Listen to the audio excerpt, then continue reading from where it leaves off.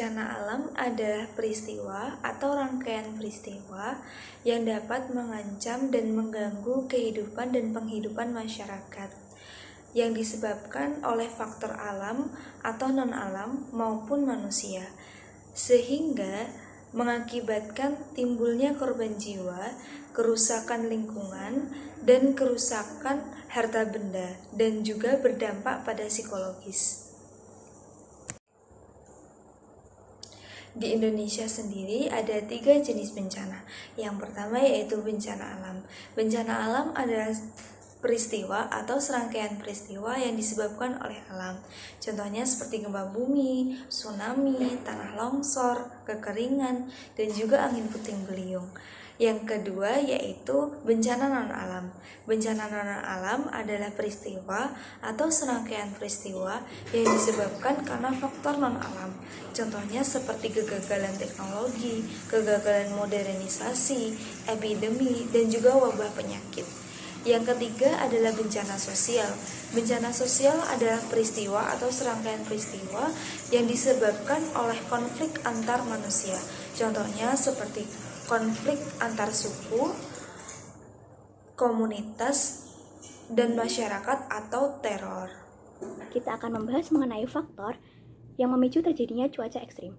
Ada banyak faktor yang memicu terjadinya cuaca ekstrim. Yang pertama contohnya itu fase monsun Asia, kemudian fenomena El Nino dan La Nina, sirkulasi siklonik, konvergensi angin. Nah, dari contoh-contoh ini, mari kita bahas satu persatu. Yang pertama yaitu fase monsun Asia.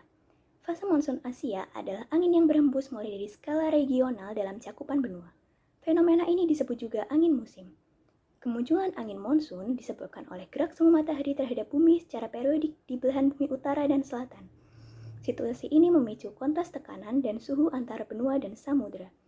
Selama ini, ada 2 angin monsun yang berdampak ke wilayah Indonesia, yaitu monsun timur dan monsun barat. Kemudian, adanya fenomena El Nino dan La Nina. El Nino adalah kejadian di mana suhu air laut yang ada di Samudra Pasifik memanas di atas rata-rata suhu normal. El Nino disebabkan oleh meningkatnya suhu perairan di Pasifik Timur dan Tengah yang mengakibatkan meningkatnya suhu dan kelembapan pada atmosfer yang berada di atasnya. Kemudian, La Nina merupakan peristiwa turunnya suhu air laut di Samudra Pasifik di bawah suhu rata-rata sekitarnya. Penyebabnya karena suhu permukaan laut pada bagian barat dan timur Pasifik lebih tinggi daripada biasanya. Nah, berikutnya ada sirkulasi siklonik. Sirkulasi siklonik adalah situasi di mana terbentuk pusaran angin yang mengumpulkan massa udara atau uap air sebagai pembentuk awan utama.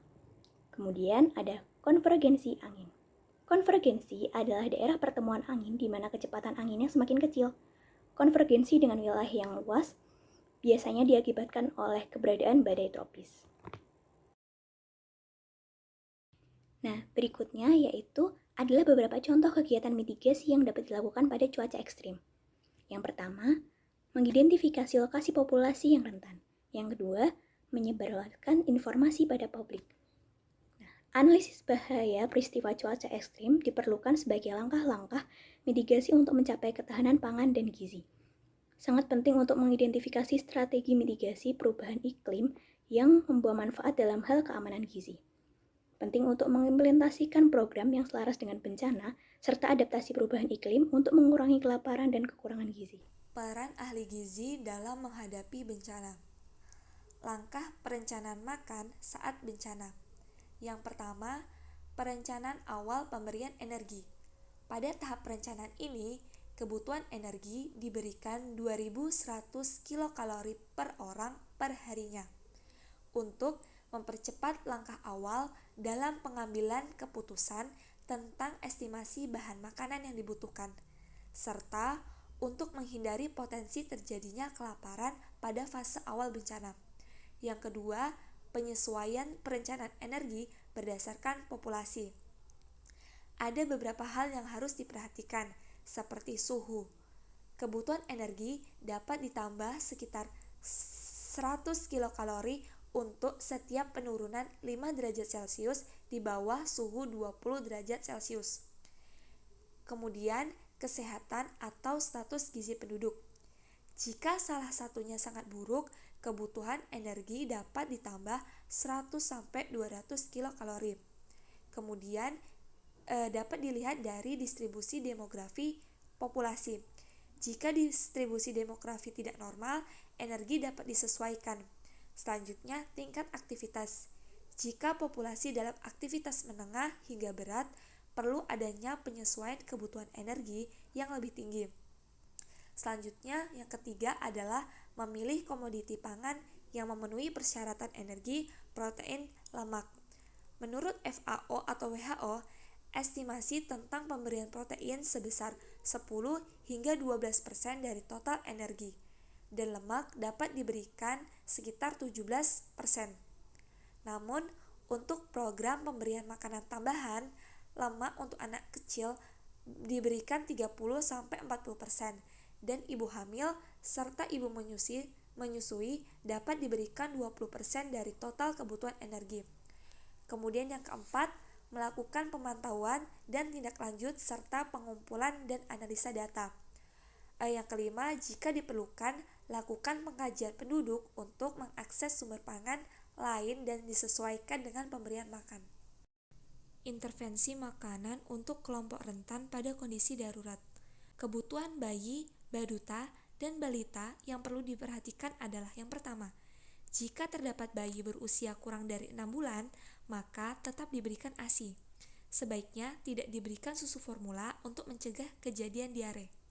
Yang kedua, jika bayi telah memasuki fase pemberian MPASI, sebaiknya tetap diberikan sesuai dengan usia bayi. Yang ketiga, keragaman menu makanan dan jadwal pemberian disesuaikan dengan kemampuan. Yang keempat, makanan utama berasal dari makanan yang tinggi energi, vitamin, dan mineral. Selanjutnya, kebutuhan pada kelompok ibu hamil dan ibu menyusui.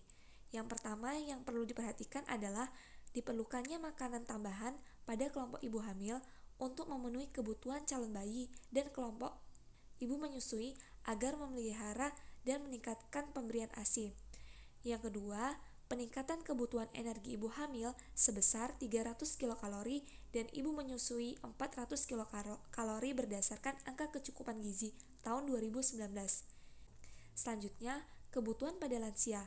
Pemberian makanan yang dapat diberikan berupa makanan padat gizi, mudah dicerna, serta mempertimbangkan kondisi psikologis dan fisiologis lansia.